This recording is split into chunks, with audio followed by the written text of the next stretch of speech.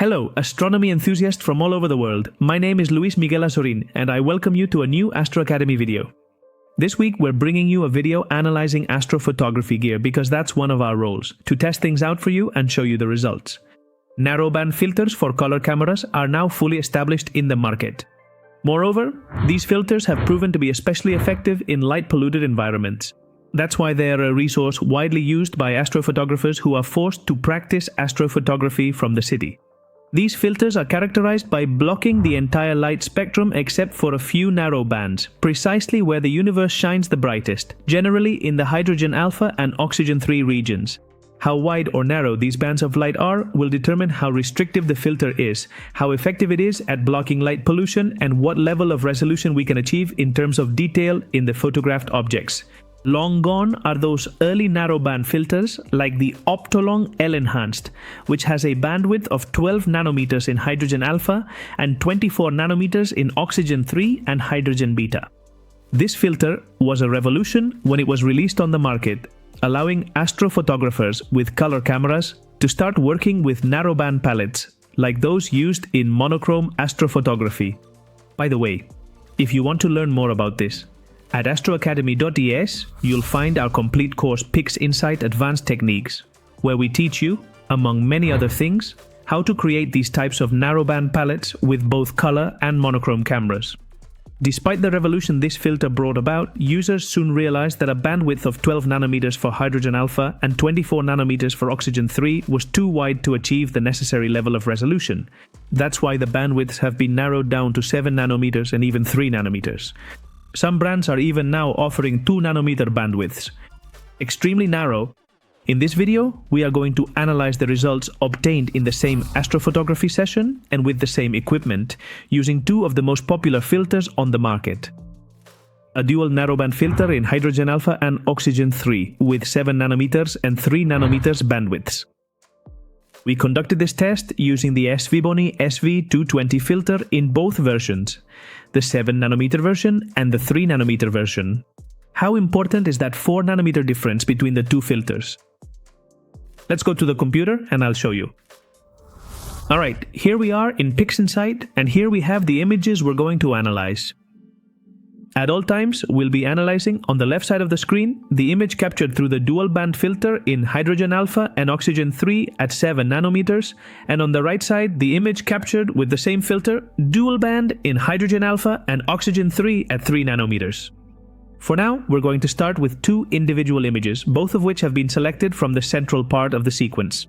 And as I mentioned a moment ago in this same video, both images were captured on exactly the same night of the same object with the same framing and the same equipment. We're going to apply a virtual stretch to each of them and see what we've got. Here we can see what we get in the individual image captured with the 7 nanometer filter, and over here we have the image captured with the 3 nanometer filter. As you can see, the object chosen for this comparison is the Ghost Nebula in Cassiopeia. And why did I choose this object?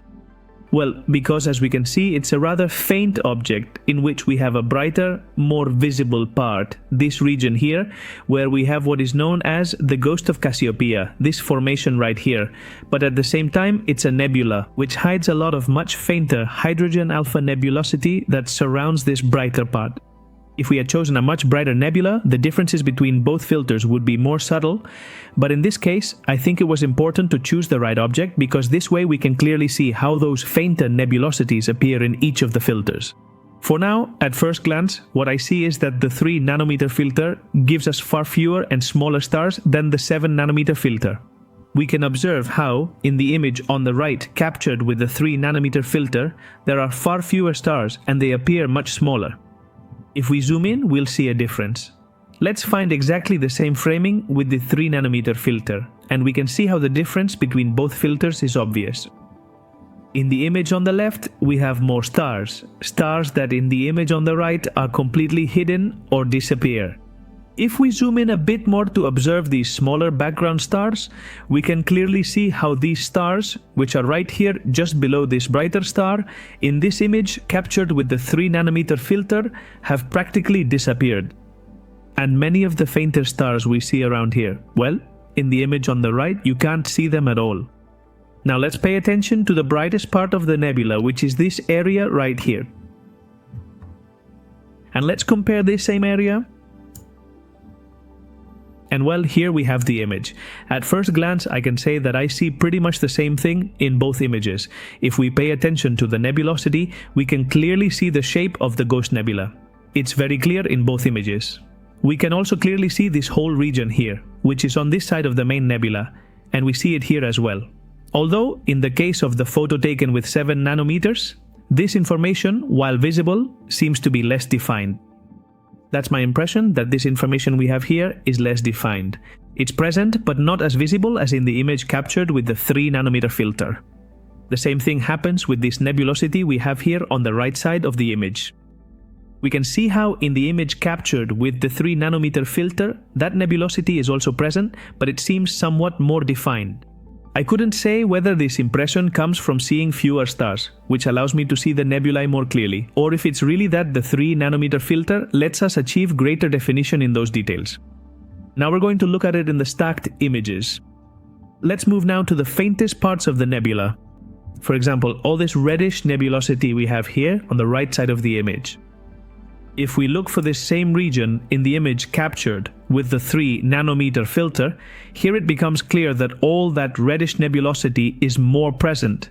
It's more visible in the image taken with the 3 nanometer filter. These are very subtle changes in the single unstacked image, but they are visible. Let's go to the overall image and take another look here. And yes, to me it's clear that the reddish tones are easier to see in the image captured with the 3 nanometer filter than in the image captured with the 7 nanometer filter. This is what I'm able to notice in the individual images taken with each of the filters.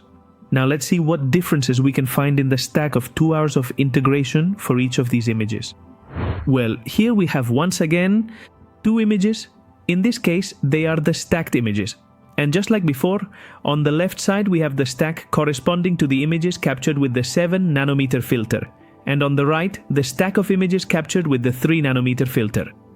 Let's apply a stretch to each of them. And here we have the 2 stretched stacks. Taking a general look at both images, I can say that we have a gradient caused by light pollution that is very noticeable here on the left side. In the image on the right, captured with the 3 nanometer filter, that gradient is even more evident because this image, the images captured with the 3 nanometer filter, were taken later when the object was lower on the horizon, which makes the light pollution gradient somewhat more pronounced. But paying attention to the images overall, we can see how the image on the left, with the 7 nanometer filter, once again shows us a greater number of stars. And the image on the right shows us smaller stars, but in this case I do see quite a lot of stars as well.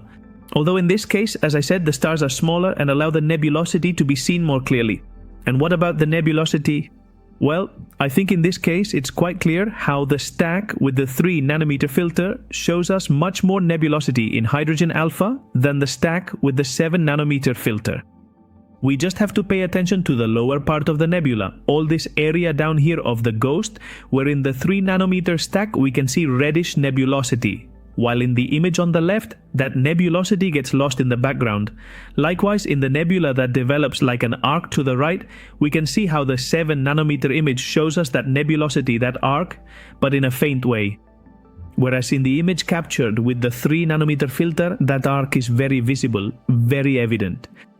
Let's zoom in to look at the central nebula, brighter, and see the definition we have in each of the images. Alright, so here we have both images, and now I have to say that the definition we get with the 3 nanometer filter is much more visible compared to the 7 nanometer filter, considering that the images captured with the 7 nanometer filter were taken earlier when the object was higher in the sky, so in theory we should have gotten a better image, but look at this nebula we have here on the right side. With the 7 nanometer filter, we can observe some structure, but in the image captured with the 3 nanometer filter, that structure is much more evident. Here, the structure of the nebula is clearly visible, whereas in this one, it is not. Similarly, in this cloud here, this nebula we have on the left side of the main nebula, we can see great definition in the image, which is provided by the 3 nanometer filter, while in the image from the 7 nanometer filter, you can see the structure, but it's not as clear as in the other image. And if we pay attention to the main nebula, in this case I can say that the detail I observe is similar in what is this sort of finger shape formed by the main nebula. I observe a similar level of detail. I would even dare to say that I prefer the detail provided by the 7 nanometer filter because I can see those more grayish tones of this nebula more clearly. With the 3 nanometer filter, since it is so restrictive, those grayer tones are somewhat lost, but we can see how on the right side all these wisps here are a bit lost with the 7 nanometer filter, whereas with the 3 nanometer filter they are very clear. And if we pay attention to the halos, here we have a rather bright star, a star that usually produces halos. Let's compare the 7 nanometer filter, and here we can see how the 7 nanometer filter produces a more pronounced halo. Actually, both filters produce halos, the 7 nanometer filter and the 3 nanometer filter. But the halo from the 3 nanometer filter is much more subtle, it's less noticeable. We can still remove it during processing, just like the one produced by the 7 nanometer filter. So after this brief review of these two filters, which one would we choose? I think that when shooting from the city, and if we want to capture more detail in the nebulosity, the 3 nanometer filter makes a real difference compared to the 7 nanometer filter. So those 4 nanometers of difference can be quite important in this type of urban astrophotography. And now that we've compared the unprocessed images, I'm going to show you exactly how each of these images looks after processing, using the same procedures. Wait a moment, hold on.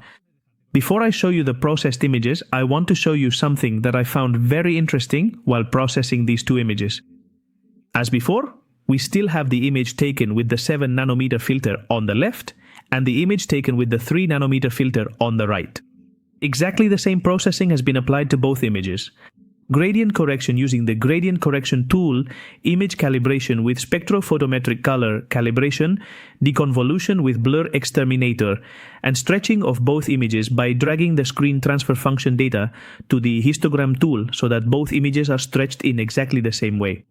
Once the images were stretched, I applied the SCNR tool to remove the green color cast and just extracted the stars with star exterminator. And look what we have here. Clearly, the image on the left, the one captured with the 7 nanometer filter, shows a greater richness of hydrogen alpha structures in the background. It's very clear how over here we have all these wisps of reddish nebulosity that, however, in the image captured with the 3 nanometer filter have been lost in the background or, in some cases, are barely hinted at but are very, very faint. On the other hand, the brighter structures, the brighter hydrogen alpha nebulosity, are indeed more visible in the 3 nanometer image than in the 7 nanometer image. We could say that the 7 nanometer image shows us a greater dynamic range, even though it doesn't display the brightest and most defined parts of the nebulosities as visibly. And with that said, now I'll leave you with these two processed images.